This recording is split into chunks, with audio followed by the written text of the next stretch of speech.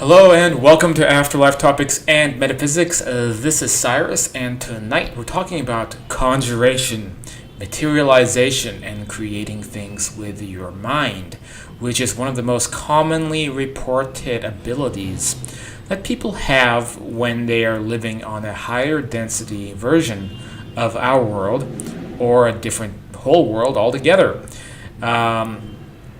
This is also what we call the afterlife or the astral plane and things of that nature. So before we get started, we talk about a lot of these exotic and complex paranormal metaphysical subjects on this channel. If you do like that kind of thing, then I invite you to hit the subscribe button as well as the notification bell, as well as sharing the video as well. These things will go a long way toward helping this channel maintain growth and not become squashed like a bug by the YouTube algorithm that doesn't like small channels anymore. And I do have to apologize if you hear like honking and street noises in the background. I'm in Manila, Philippines still. It's a very busy street next to me, even though I'm up here on the third level.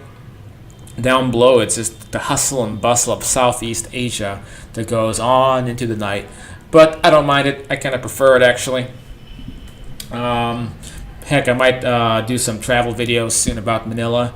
I'll probably have those up on another channel, and maybe I'll link that for you guys to check out.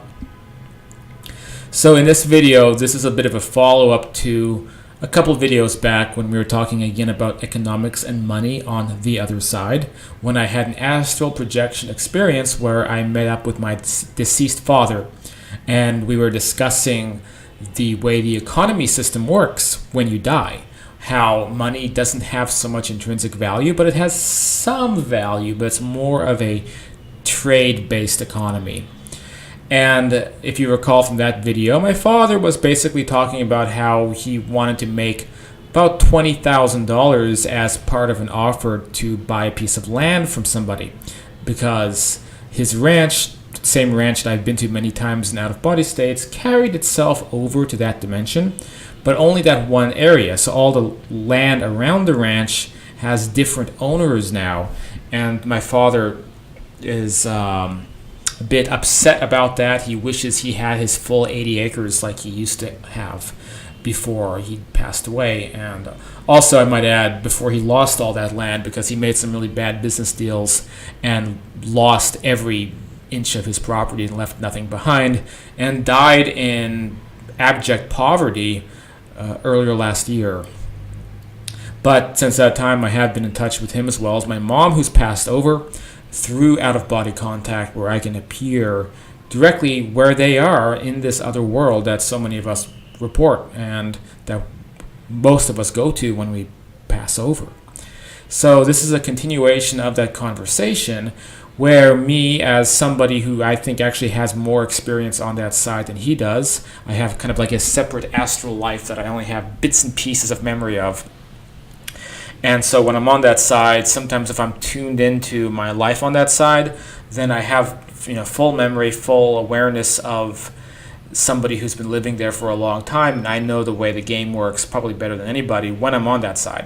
When I come back to my body, I lose most of those memories. But if I'm in that world, sometimes then I can have the full awareness of myself being a inhabitant of this world. And so I was giving some instructions to my father. I said, basically, if he wants $20,000, he's going to have to do more than just that, because the money has only a little bit of intrinsic value, but it's more like an IOU.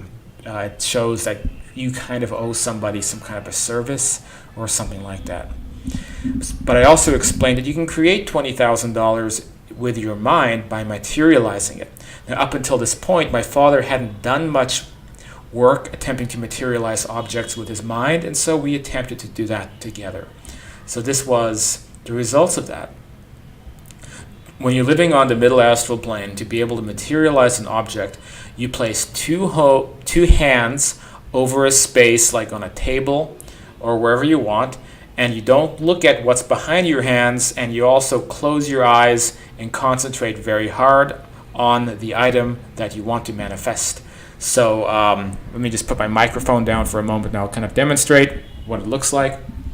So as you can see, you put two hands like this over like a space, let's say, blank space on the table. Close your eyes and then concentrate really hard on what it is that you want. And then when you're ready, you move your hands like that, and then you see if it's there. Now, what we were going to practice was joint manifestation, which doubles the power. The more people are gathered together, the more effective the materialization process is. So, my dad and I did a joint manifestation to double the mental power to hopefully create a stack of $20,000. So my dad looked like he was going to burst.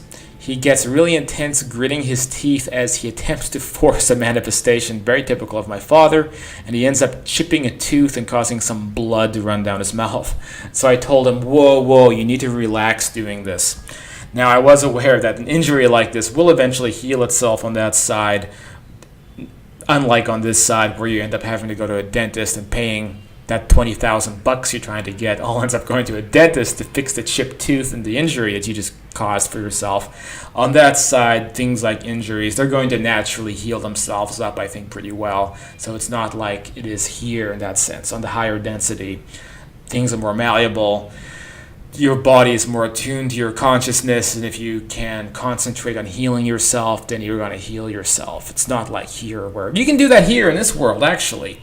I did a video about that a couple of videos ago. I healed a kind of benign tumor on my leg using similar principles. And I should mention, it still hasn't come back. I'm still healed from that, so that's really cool. But of course, on that side, it's like almost instantaneous, and so it's much more effective.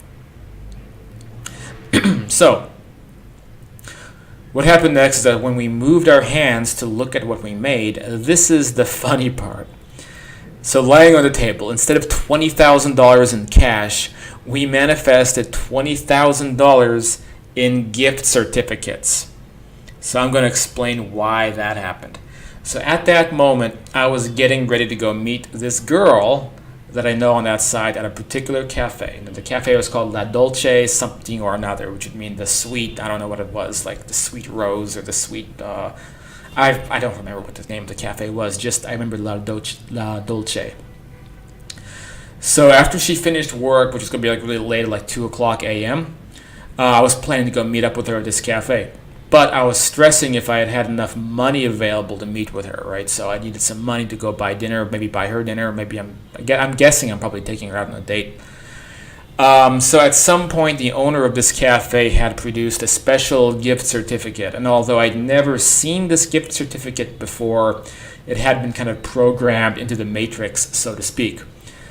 In many ways, and this is something reported by people like Jürgen Ziwe, and the manifestation is more like pulling something out of a pre-existing database of information than it is creating it truly with your mind.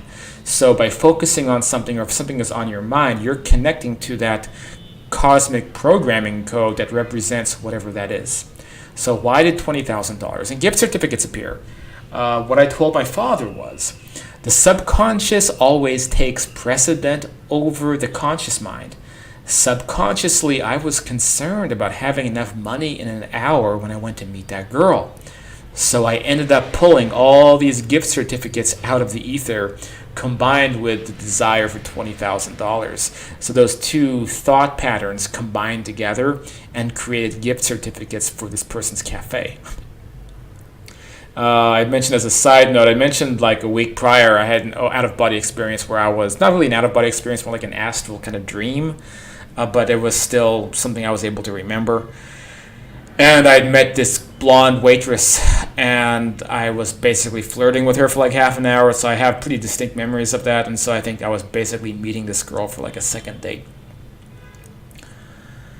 So next we tried with something smaller and put our hands over a dish, because we're like, okay, let's begin small and work our way up.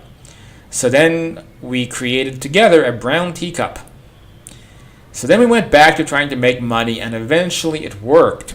But it wasn't $20,000. It was maybe $400. So that's weird, isn't it? So we're trying to get $20,000, but it's like we didn't have enough mental power to fully manifest that, and we ended up only getting like $400 or $500.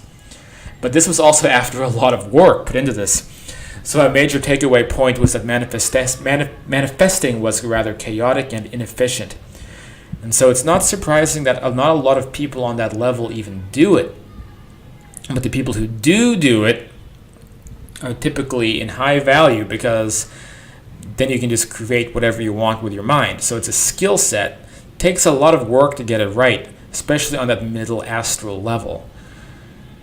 To me, this clears quite a few things up, and I am looking for more cross-corroboration to verify what I learned from other out-of-body experiencers, but it lines up with, so far, with what other people have said as well. So that's a little bit about the manifestation process. Of course, in higher astral planes that we learn about and when we study spiritualism, then it becomes so easy to manifest stuff. It's almost like you can accidentally create things just by your mind wandering. You know, if you want to have a flower, you have a flower. If you want to have a Game Boy, you have a Game Boy. And if you want to have a pair of scissors, you make a pair of scissors just by thinking about it for like a split second. That's how it is in the realms where reality and thought begin becoming more and more, combined together as we enter into these very non-physical types of realms, which I personally have no interest in. I like the middle astral level. I'll explore all that another time. I have eternity to do it, so I'm just going to enjoy my experiences on the middle astral while I'm here, and when I eventually die, I can hang out there. And someday I'm going to look more into the higher upper astral stratosphere, and heck, maybe in this life I'll begin doing out-of-body experiences and trying to go up to these really high level sort of hyperdimensional locations someday, just to be able to write about it, to be able to report about it. But I'm not quite there yet, so we'll see. All right, so I guess that's it for this video. If you have any questions about this, if you ever experienced manifestation, materialization on an out-of-body experience, then please let me know in the comments. Let me know what you thought of this video, and if you want to get involved, you can head to afterlifetopics.com. We have my books available, like Understanding Life After Death. Links to the Facebook group, which has about 8,000 people in it.